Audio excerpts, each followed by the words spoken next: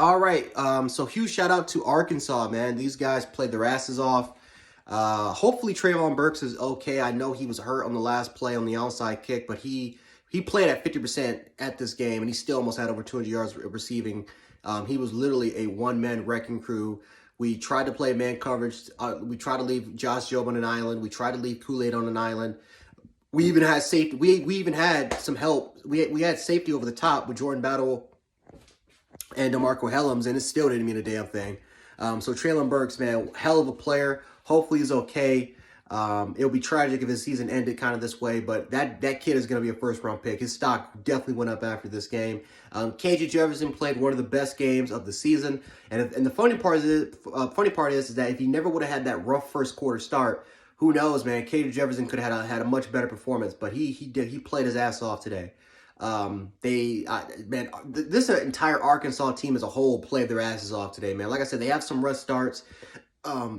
Excuse me. I mean, you can tell that Alabama had the better personnel for this football game, but Arkansas played their asses off, man. They play with extreme toughness. They play with great discipline, great coaching ability. So got to give a lot of credit to Sam Pittman and his crew. Hopefully they can go on, win a couple more games, win themselves a nice bowl game. They'll finish out at 9 wins, and they can have some momentum going into next year, man, because Arkansas looks like a very scary team going forward. Sam Pittman is doing a great job, and just, the best to him, man. Just my love and respect definitely got to go to Arkansas for this game. But talking about the Alabama Crimson Tide for this game, man, it's the same shit every single week, man. It's the same shit every single week with this football team. You just cannot find, you just can't have a complete team. And I was so optimistic going into this game after watching the Ohio State-Michigan State game, because Ohio State is kind of very similar to us. They've had some struggles against teams that they should have blown out. And you kind of like, well, Ohio State blown out the number 7 team, the 7th ranked team in the nation at home. And I'm like, you know what? Who knows? Maybe Alabama could turn it on, right?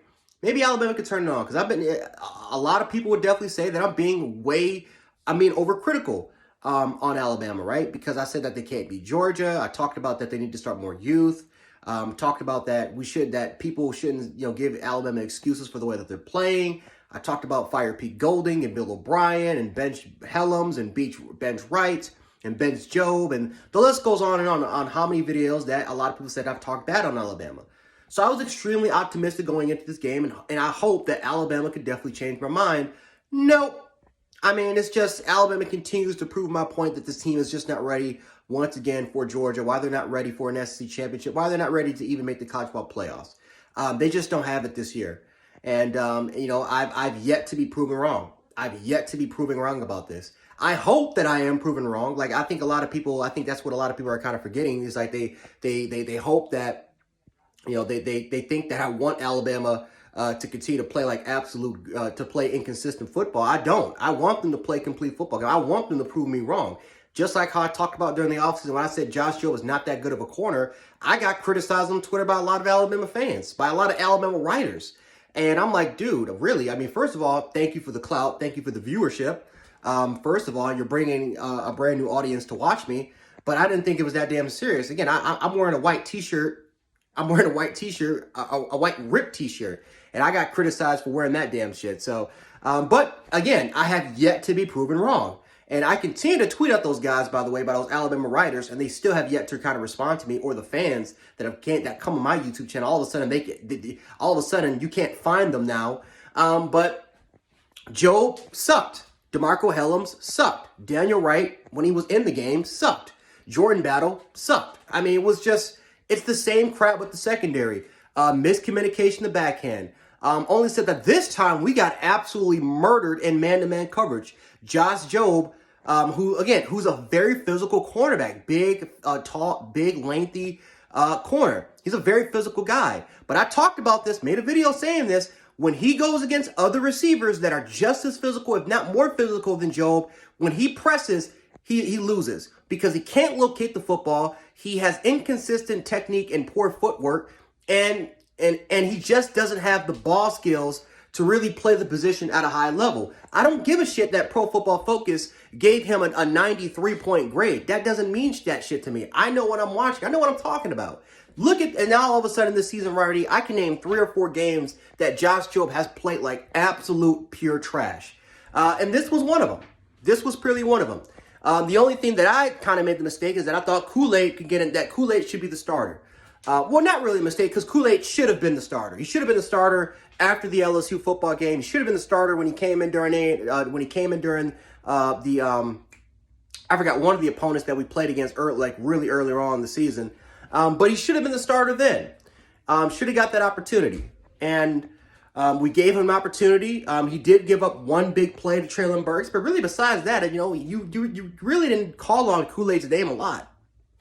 But our safeties were over pursuing on passing plays. I know Jordan Battle and DeMarco Hellams did it during Traylon Burks' big, huge plays running down the field, where it was supposed to have safety help, but Malachi Moore over pursued. DeMarco Hellams over pursued. Jordan Battle over pursued on those particular plays. Our linebackers sucked in pass cover situations. Our defensive line sucked when it came to where I wouldn't say suck, but it was inconsistent when it came to gap discipline. Timothy Smith coming in for DJ Dale, who, by the way, DJ Dale, get healthy, big bro. But Timothy Smith kept getting blown off the line of scrimmage. Fedarian Mathis had an inconsistent game. Really, and then Henry T. Don't get me started on Henry T, man. Henry T just had an up and down game. One play, he makes a great play. The other play, he makes a boneheaded play. This is the one play where Henry T makes a phenomenal play. Makes a great play on the ball, right? To give us us a 4th and 1 situation where it was supposed to be a 4th and 1 situation, and he lets go in the middle of the damn play to celebrate, and Arkansas converted the 4th and 1. I was absolutely freaking livid when I saw that. But then again, this has been Alabama all year. Inconsistent play, making boneheaded decisions. And I talked about all week, the last 2-3 weeks, the mentality of this football team. This team is undisciplined, and they just don't have that mentality. The reason why I keep saying Georgia will kick our ass is not just because of what Georgia does on the field. It's because their mentality. They're mentally prepared. They're mentally focused. And we're just not there yet. That play that Henry T did when he let the runner go to celebrate is a perfect example of this team not being mentally right. It's the exact crap that I talk about. It's a prime example of it. So I'm actually kind of glad it happened, because it's a prime example of when fans say, dude, what are you talking about when you talk about mental collapse and just losing that mental focus? That play is a prime example of what I'm talking about. It had to take Bryce Young to throw for 500 he had to throw for 500, close to 50 yards in this game for us to barely win this game against Arkansas. Jamison Williams had the game of his life. John Mechie had a phenomenal game, also had 3 or 4 drop passes. So John Mechie you could have make an argument, he could have had 50, 60, or maybe even 70 yards more if he never would have had those drop passes. Cameron Latu fumbles at the 1-yard line after a great run after the catch. Our offensive line on the right side continues to struggle, this time with Damian George giving up 2 sacks, having a false start call that stopped us from giving us 7 points.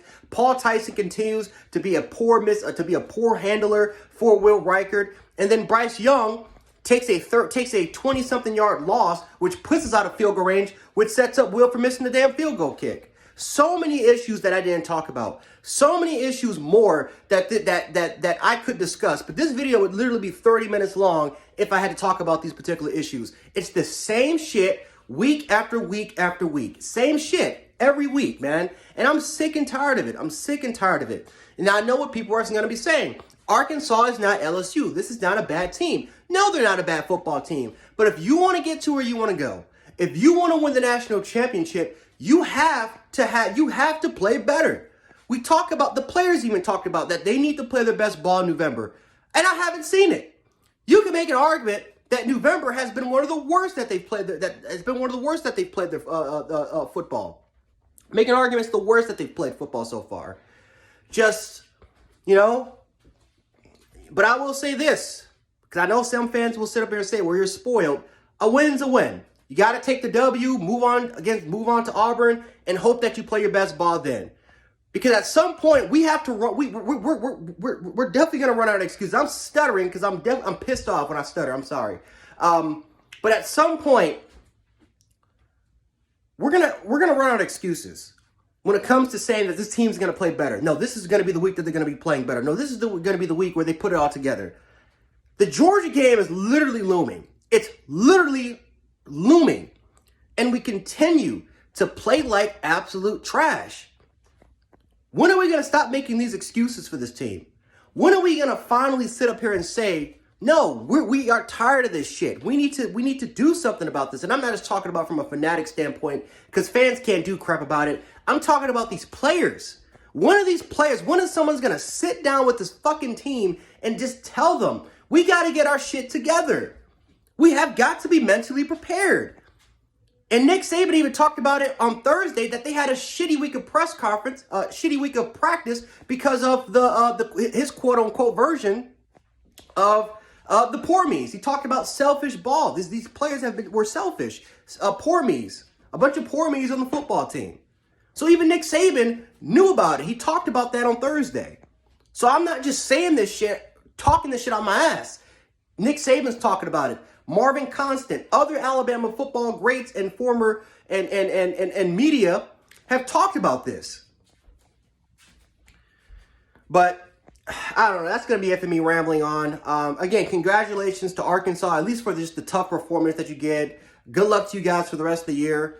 But I don't know, for us, hopefully we'll play better against Auburn. We haven't won in Jordan-Hare since 2015. And if we play like the way that we did, even in Jordan-Hare against the backup quarterback, we're going to be in trouble. So hopefully we'll play better against against Auburn, because Auburn is going to be a tough team. But I don't know. That's all I got. Jan Sports, AK Jan 716, Row Tide.